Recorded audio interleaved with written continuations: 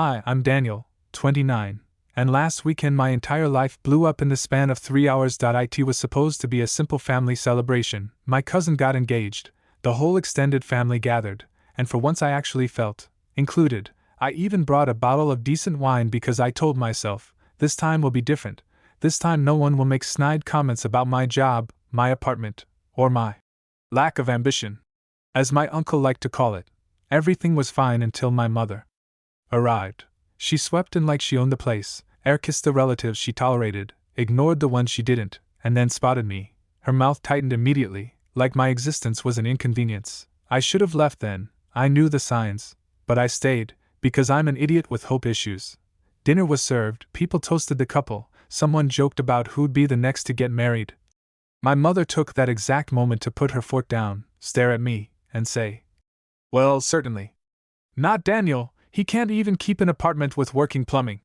Everyone laughed, even my sister, and I forced a smile, pretending it didn't land like a punch to the ribs. I tried to shake it off. I got up to help clear plates, because that's what I always do in that family, fill space by being useful. My mother followed me into the kitchen, grabbed my arm hard enough to leave pressure marks, and hissed, "Stop acting like a victim, you embarrass yourself." I pulled away. For the first time in years, I actually said something back. "I'm not embarrassing myself, you're embarrassing me." Heads turned, conversation in the dining room slowed, and that's when she snapped. She marched out, pointed at me in front of everyone, and shouted, "If you're going to talk to me like that, then get out of this house, right now." I stood frozen, feeling every pair of eyes on me, every childhood insecurity screaming. My father didn't say a word, my sister looked away, my aunt muttered something about dramatic young men. And just like that, they let her throw me out. I walked out into the cold evening with nothing but my jacket and my keys, pretending I wasn't shaking. The kicker? My apartment was across town, and my landlord had changed the locks that morning because the building's pipes burst and the place was declared temporarily unsafe. I literally had nowhere to go. So I sat on the curb outside my cousin's house trying not to look like a grown man falling apart. That's when an older stranger walked past me, paused, leaned down, and whispered something that would change the entire trajectory of my life. "You're standing in the wrong place, you deserve better than the people who taught you you're small." I don't know why, but those words hit deeper than anything my family had said in years, and that was the moment everything truly began to unravel. I watched the stranger walk away, her gray coat flapping behind her like some prophet in sneakers. I didn't even get her name, but the sentence, "You're standing in the wrong place," replayed in my head like a drumbeat.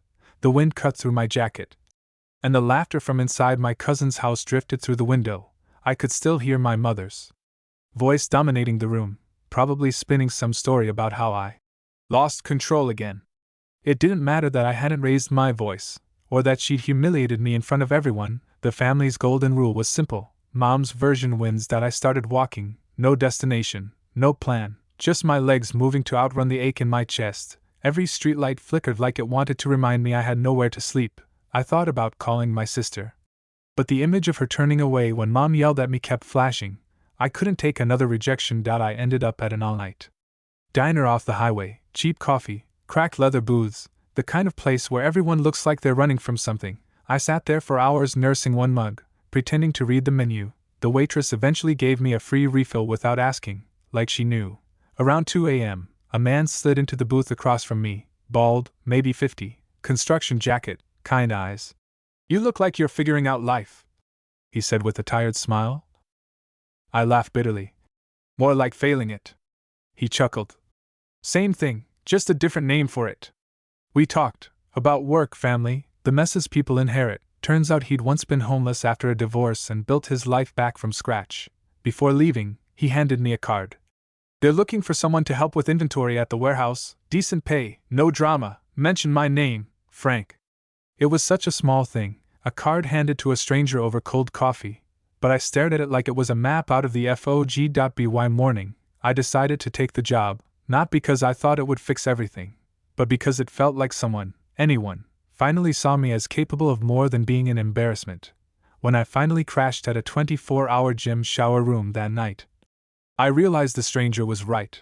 I'd been standing in the wrong place my whole life, waiting for people who'd never open the door. And maybe, just maybe, I was about to find a new one myself. I showed up at the warehouse the next morning running on 2 hours of sleep, adrenaline, and a protein bar I stole from a vending machine because it got stuck and I decided karma owed me one. The place was huge, echoey metal walls, forklifts buzzing around like stressed out bees, and a line of workers who all looked like they'd been awake since the Industrial Revolution. I asked for Frank, the supervisor, a broad guy with tattooed forearms and a permanent scowl, raised an eyebrow. Frank recommended you? Then you must not be useless. High praise, apparently. They'd put me on intake, lifting, sorting, scanning, honest labor, repetitive enough that my brain could finally turn off all the self-loathing playlists. For the first time in months, maybe years, I felt steady, like my value wasn't up for debate every 5 minutes.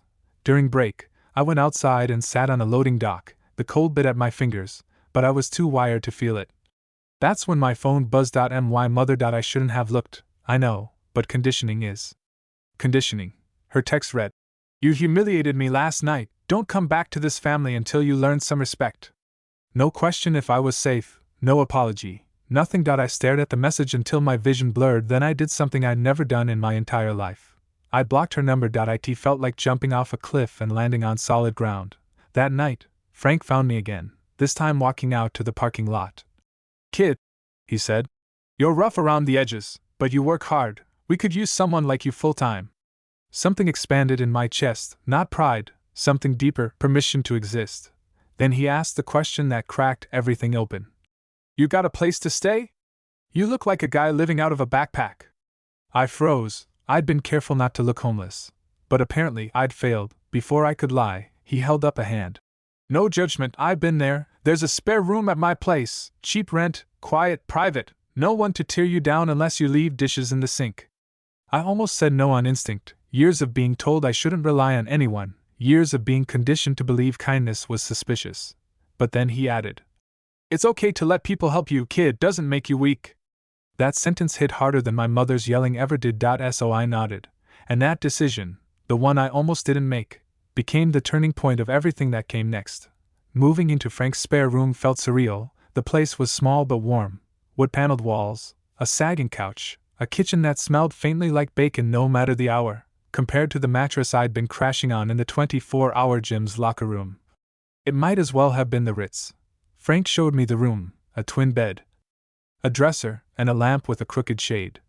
"Rent's cheap," he said. "Just don't snore louder than my dog." His dog, a lumpy old bulldog named Biscuit, waddled in like he owned the place and immediately sat on my foot. I took that as a welcome. I unpacked my backpack, which took all of 3 minutes. When your entire life fits into a single bag, you can't avoid the truth of how little you really have. But for once, that didn't sting. It felt like a reset instead of a failure. Work became my anchor. The guys at the warehouse didn't care where I came from or what my family thought of me. They cared if I showed up on time, did my part, didn't drop heavy boxes on their toes, simple rules I could handle.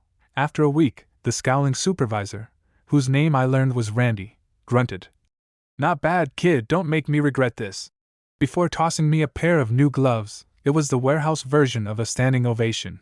But it wasn't all upward momentum. Because on day 12, my sister called. Not from her phone, from a number I didn't recognize, and like a fool I answered. "Daniel?"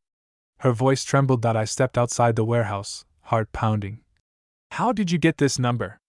"I found it," she said. "Look, Mom told everyone you cursed her out and stormed out of the house." "Of course she did." I let out a breath. "That's not what happened." "I know," she whispered, and then her voice cracked. "She's been making my life hell since you left. She's picking at everything I do. She keeps saying I'll end up like you. Like I was a disease she could catch. I leaned against the wall, closing my eyes. "Then leave," I said softly. "You don't have to stay in that house." Her breath hitched. "She'd never let me, you know that."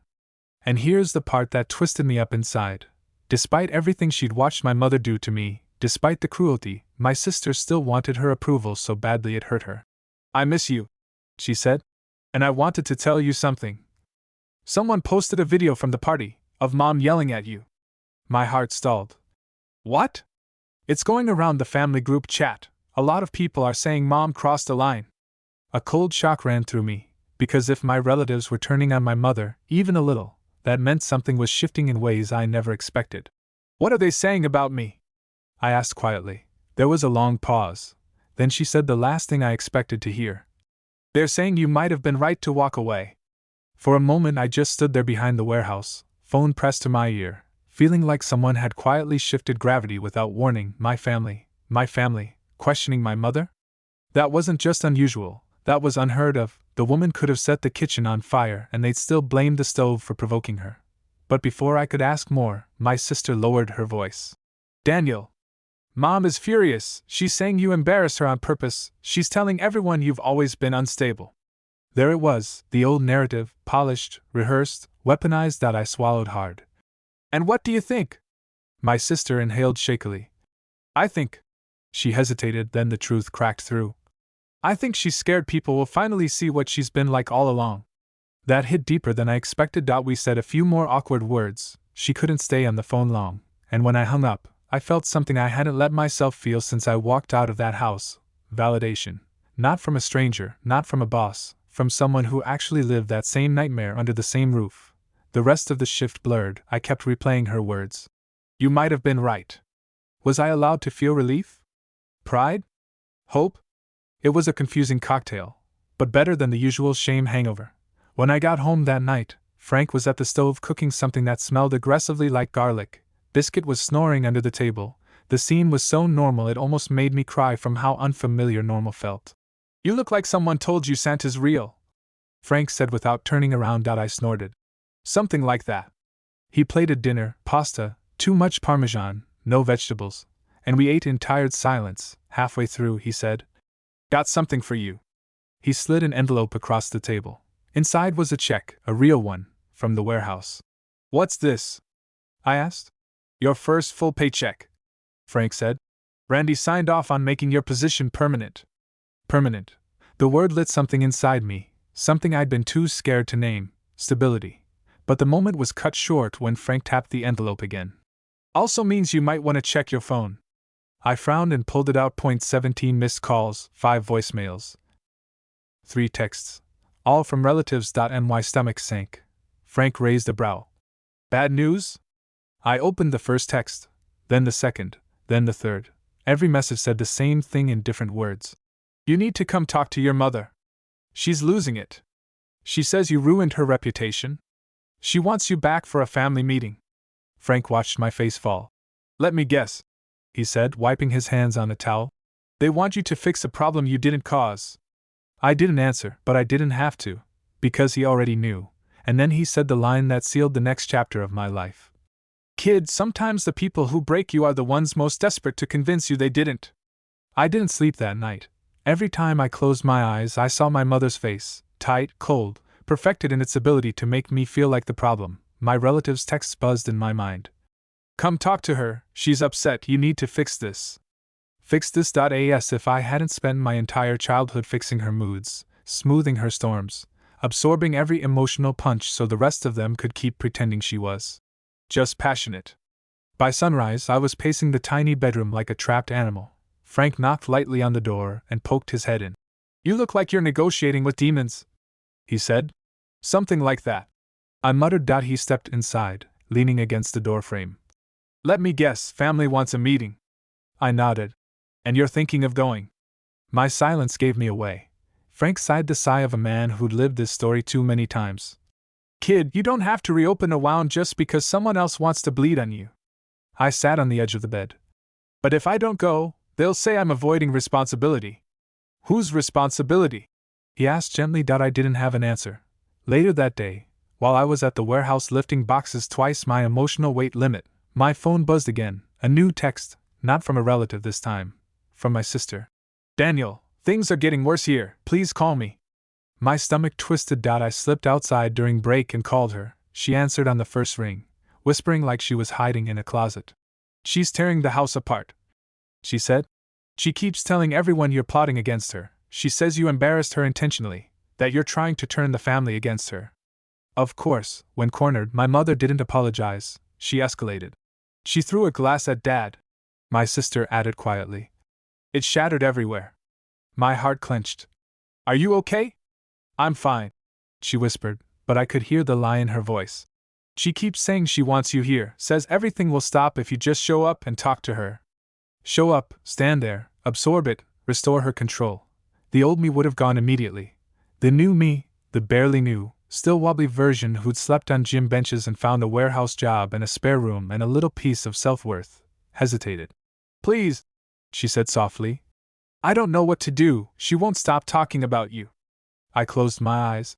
"If I go, it won't help," I said. "It never helps.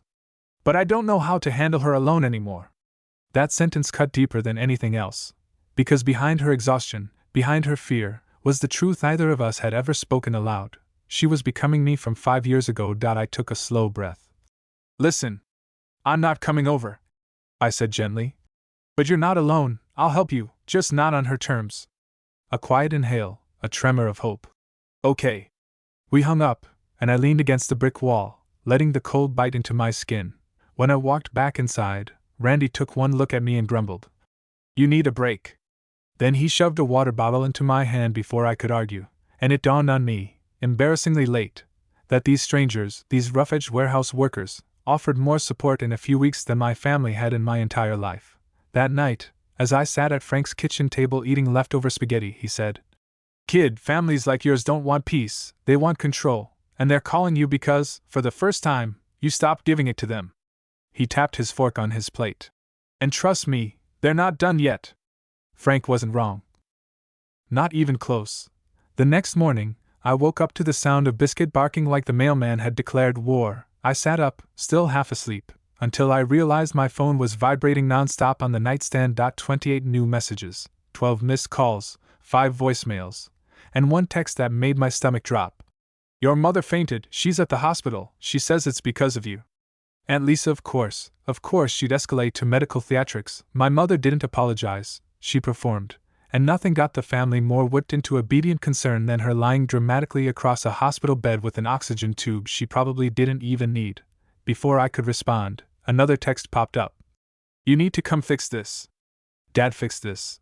The family motto. I shoved the phone into my pocket and went to the kitchen, where Frank was pouring coffee with the solemnity of a priest preparing holy water.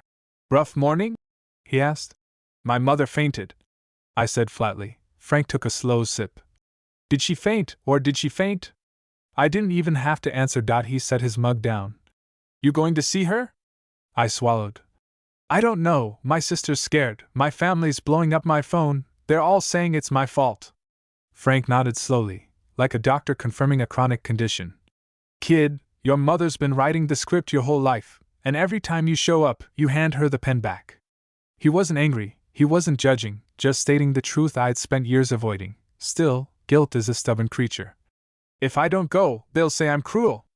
"And if you do go," he replied, "you'll walk into that room with the whole cast waiting for their cue. The moment you show up, she'll sit up straighter, cry harder, and tell everyone she almost died because her son abandoned her."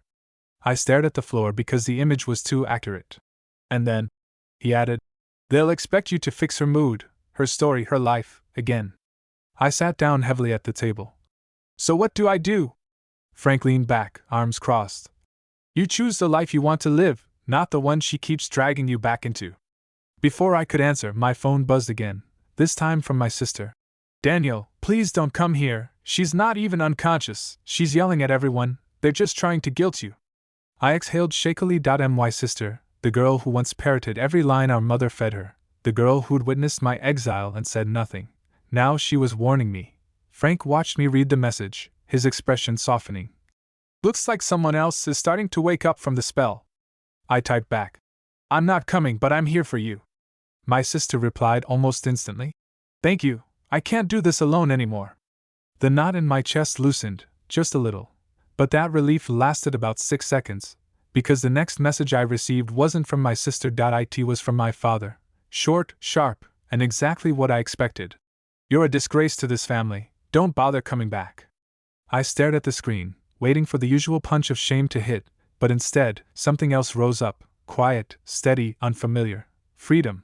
For the first time in my entire life, I didn't feel panic, I didn't feel guilt, I didn't feel the need to fix anything. I felt done. Frank clinked his coffee mug against mine. "Congratulations, kid," he said softly. "You just walked out of a burning house without going back for the furniture." But neither of us realized the fire behind me wasn't done spreading, and the next blaze had my sister's name written all over it. 3 days later, Everything snapped out. I was at the warehouse when my sister called, voice shaking so badly I could barely understand her. Daniel!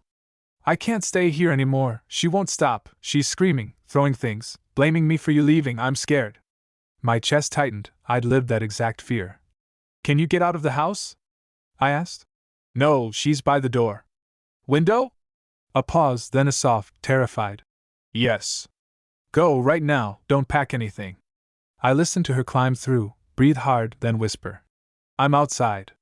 Keep walking, don't look back. Those 8 minutes, waiting while she made it to the main road, felt like hours, when she finally said, I'm here.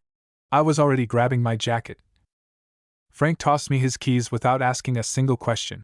Bring her here, was all he said. I found her shivering under a bus shelter. The moment she saw me, she collapsed into my arms. I can't go back. You're not, I said. Not ever again. Frank welcomed her without hesitation, biscuit curled at her feet like he'd decided she belonged. She cried harder at the word he used, safe. That night, my father texted. Your sister ran away, this is your fault, you're breaking the family. I stared at the message before replying. I didn't break it, you did. He never wrote back. My sister stayed with us until she found a tiny apartment nearby. She's in therapy now, she sleeps, she laughs, she calls me her safe person.